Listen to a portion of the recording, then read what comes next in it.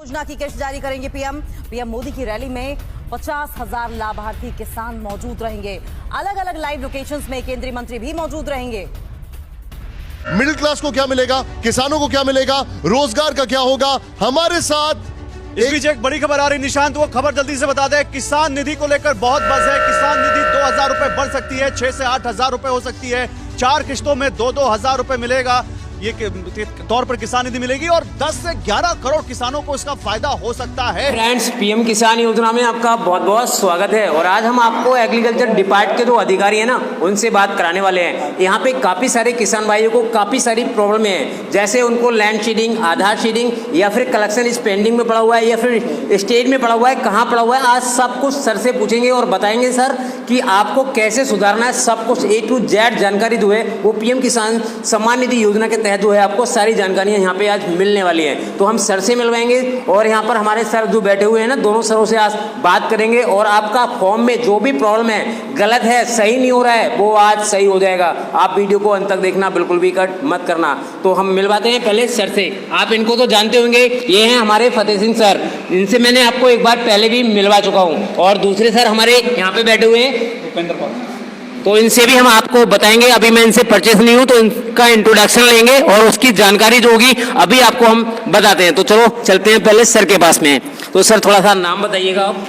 मेरा नाम है Bhupendra Singh, assistant technical manager के पद पर मैं उप संभाग मिलक पर तैनात हूं।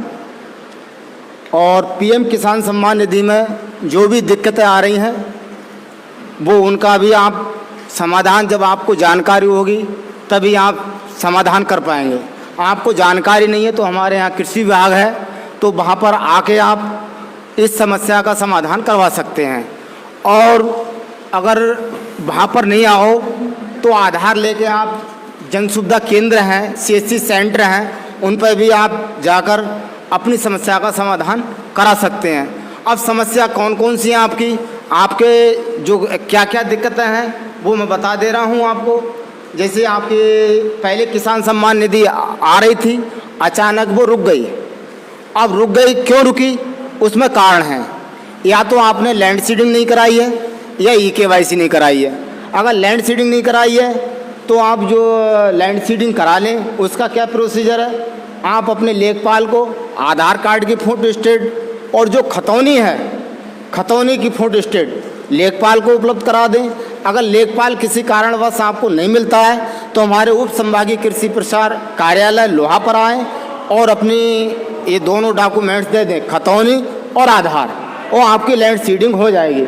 जब आपकी लैंड सीडिंग हो जाएंगी, जो किस्तें बाकी रुकी हुई हैं, किसी कारणवश रुकी हैं या इनके कारणवश रुकी हैं, तो वो आपकी किस्त आना स्टार्ट हो जाएंगी। दूसरी बात, जिन लोगों का आधार सीटेड नहीं है बैंक में, उन लोगों की किसान सम्मान निधि रुकी हुई है।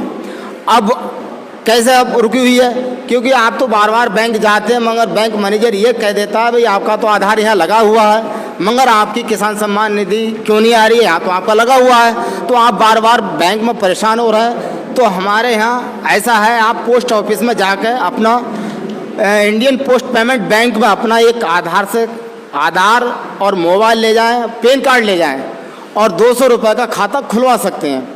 जब 200 रुपये का खाता खुलवा देंगे, वो 24 या 72 घंटे में अपडेट हो जाएगा। और जैसे ही अपडेट हो जाएगा, जो आपकी किसान सम्मान निधि रुकी हुई है वो आपका आना स्टार्ट हो जाएगी। और एक कारण और है, जैसे आपकी EKYC नहीं है, EKYC आपका वेरिफिकेशन नहीं हुआ है, तो EKYC भी आप अंगूठा या CSC सेंटर पर जाकर अंगूठा से आधार ले जाएं और अंगूठा से EKYC हो जाएगी। अगर कोई जिसके फिंगर नहीं आ रहे हैं, कोई दिक्कत हो रही है, तो हमारे यहाँ फेशियल EKYC की सुविधा भी स्टार्ट है। अपने लोहा पर आएँ, कृषि प्रसार कार्यालय पर आएँ और अपना आधार लाएँ और वहाँ फेशियल EKYC हो जाए। वहाँ अंगूठा लगाने की ज़रूरत नहीं है, आपके फेस से ही EKYC हो जाएगी। और जब EKYC हो जाएगी तो आपकी किसान सम्मान निधि आना स्टार्ट हो जाएगी। अच्छा, अब एक और है कि कह रहे हैं हमारा वही न्यू रजिस्ट्रेशन है, कौन कौन पात्र है, कौन कौन अपात्र है, इसके भी बारे में मैं जानकारी दे रहा हूँ आपको सब लोगों को थोड़ा। क्योंकि जो है मियाँ बीवी हैं, उनमें से एक पात्र है, दोनों पात्र नहीं है। कुछ लोग ये कहते हैं हमारे दोनों को नाम ज़मीन है, मगर ज़मीन तो है, परिवार एक माना गया है। जब परिवार एक माना गया है तो उनको एक ही को मिलेगी।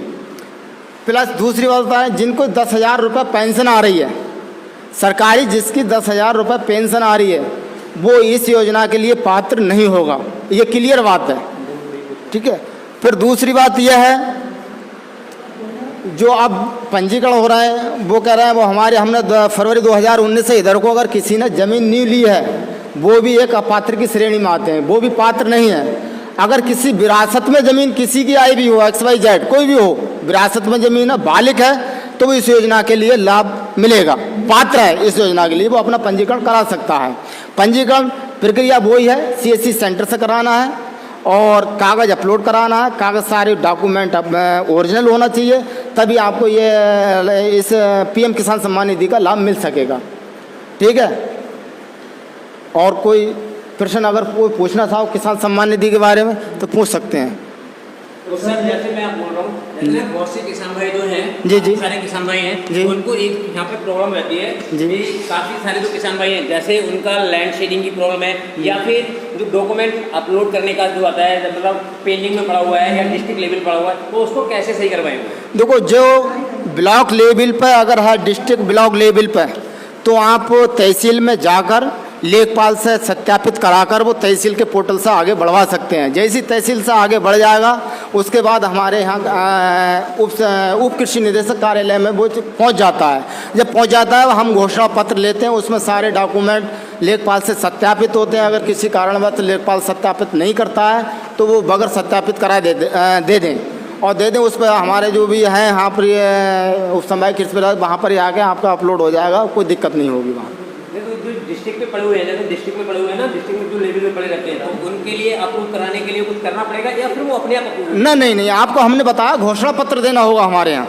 भाई घोषणा पत्र, आधार कार्ड, बैंक की पासबुक, खतौनी, तीनों चीज़ें चारों चीज़ें देगा। अगर कोई विरासत में आई है तो उनका मृतक सर्टिफिकेट, उनका आधार भी देना होगा, पूरा घोषणा पत्र भर कर देना होगा, तभी हमारे यहाँ से अप्रूवल होगा।